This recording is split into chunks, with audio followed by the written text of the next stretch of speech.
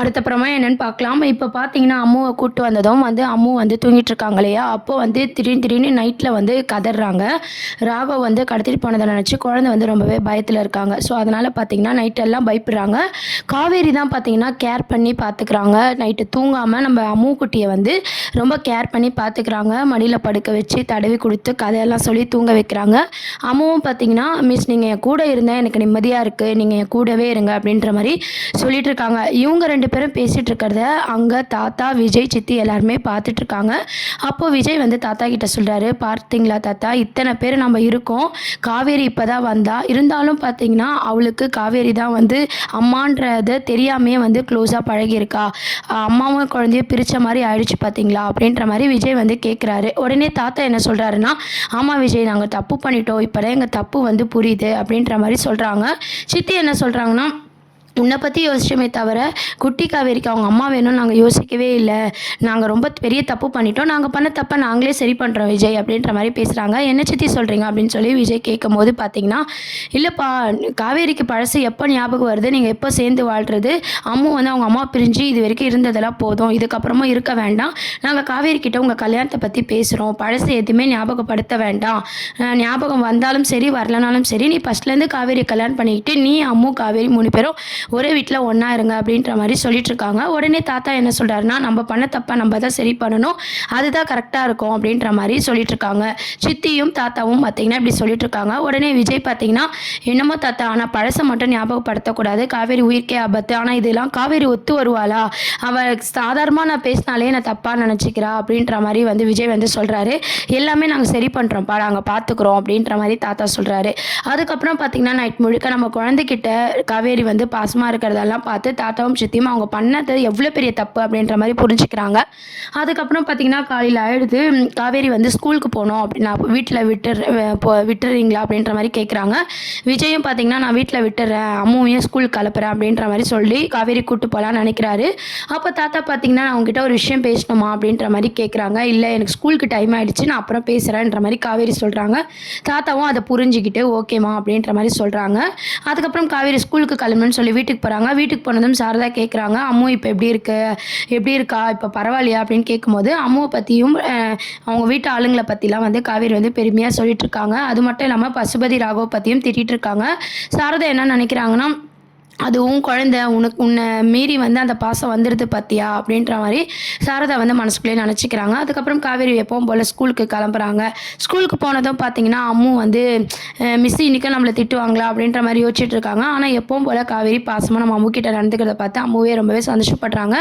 அதுக்கப்புறம் தாத்தா என்ன நினைக்கிறாருன்னா, நம்ம ஃபஸ்ட்டு இதை பற்றி சாரதா கிட்ட பேசுவோம். சாரதா கிட்ட பேசி அதுக்கப்புறம் சாரதாவை விட்டு காவேரிக்கு புரிய வைப்போம் அப்படின்ற மாதிரி சித்தியும் தாத்தா எல்லாருமே பார்த்தீங்கன்னா சாரதா வீட்டுக்கு போகிறாங்க. எத்தனை நாள் தான் விஜயும் காவேரி பிரிஞ்சு இருக்கிறது, அவங்க பிரிஞ்சதெல்லாம் போதும். அம்மு அவங்க அம்மாவை எவ்வளோ மிஸ் பண்ணியிருக்கா அப்படின்றத நேற்று நாங்கள் கண்ணால் பார்த்துட்டோம். இதுக்கப்புறம் அவங்கள பிரித்து வைக்க வேண்டாம் அப்படின்ற மாதிரி தாத்தா சொல்கிறாரு. அதனால் நீங்கள் காவேரி கிட்ட சொல்லுங்கள், விஜயை மறுபடியும் கல்யாணம் பண்ணிட்டு இவங்கெல்லாம் ஒரே வீட்டில் இருக்கட்டும் அப்படின்ற மாதிரி தாத்தா சொல்கிறது சாரதாக்கு ரொம்பவே சந்தோஷமாக இருக்குது. சரி, நான் கண்டிப்பாக இதை பற்றி நான் காவேரி கிட்ட பேசுகிறேன் அப்படின்ற மாதிரி சொல்கிறாங்க. அதுக்கப்புறம் காவேரி ஸ்கூல்லேருந்து வந்ததும் தாத்தா போன விஷயத்த சாரதா பார்த்திங்கன்னா நம்ம காவேரி கிட்ட சொல்லும்போது காவேரி என்ன சொல்கிறாங்கன்னா, "ஆல்ரெடி அவருக்கு கல்யாணம் ஆயிடுச்சுமா, அவங்க ஒய்ஃப் கூட உயிரோட தான் இருக்காங்க. எனக்கு தெரியும், அவரே அதை என்கிட்ட சொன்னாருன்னு." சொல்லும்போது சாரதாவுக்கு ஒன்றுமே புரியல. ஏன் தம்பி உன்னை தாண்டி சொல்லியிருக்காரு அப்படின்னு சொல்லி மனசில் நினச்சிக்கிட்டாலும் காவேரி எப்படி சமாளிக்கிறதுன்னு தெரியாமல் அப்படி சாரதா அப்படியே விட்டுறாங்க. அதுக்கப்புறம் கங்கா, யமுனா கிட்டலாம் இந்த விஷயத்தை பற்றி சொல்கிறாங்க. அவங்களும் என்ன சொல்கிறாங்கன்னா, எப்படின்னா காவேரிக்கு இதை புரிய வச்சு நம்ம விஜய் கூட கல்யாணம் பண்ணி வச்சிடணுமா, அப்போ தான் குழந்தையும் அவங்க அம்மா கூட இருப்பா, காவேரிக்கோ நம்ம பயம் இல்லாமல் இதுக்கப்புறம் இருக்கலாம் அப்படின்ற மாதிரி கங்கா, யமுனா, நிவின் எல்லாருமே பேசிகிட்டு இருக்காங்க. "நாங்களாம் அங்கே கிளம்பி வரோம், நாங்கள் வந்த பிறகு காவேரியை ஒத்துக்க வைக்கிறோம்." அப்படின்ற மாதிரி பேசுகிறாங்க. அதுக்கப்புறம் பார்த்தீங்கன்னா தாத்தா எல்லாருமே காவேரி கிட்ட பேசணும்னு நினச்சி பேசுகிறாங்க.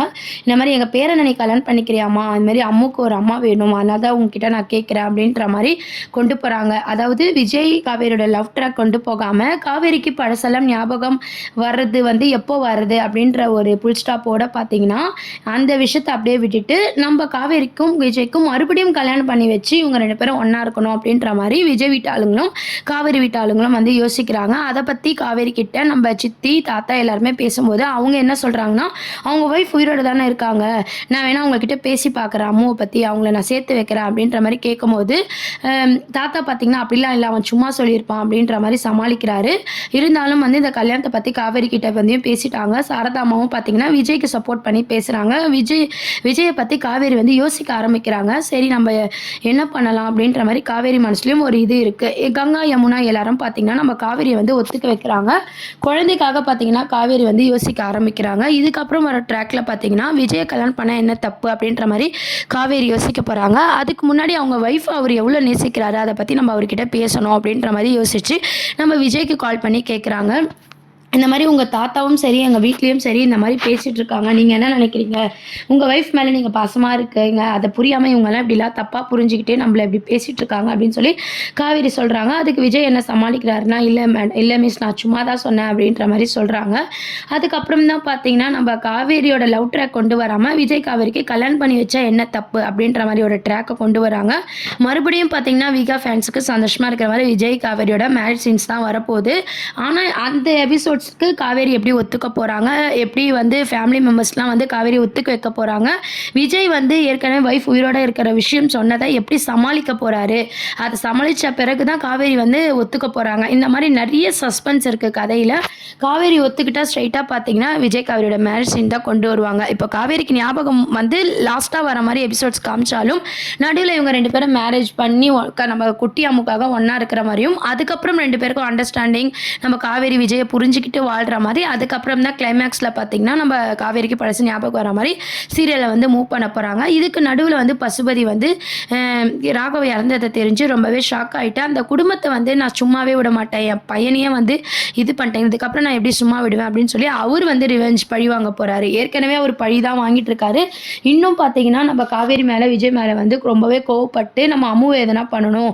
காவேரி விஜய் சேரக்கூடாது அப்படின்ற மாரி அவர் வந்து ஈடுபட போறாரு. பசுபதியோட என்ட்ரிக்கும் அப்கமிங் ப்ரோமோவா இருக்கு. அது மட்டும் இல்லாம கங்கா, யமுனா, நிவின் எல்லாரோட வந்து பார்த்தீங்கன்னா, நம்ம காஞ்சிபுரத்துக்கு வர மாரி காமிச்சிருக்காங்க.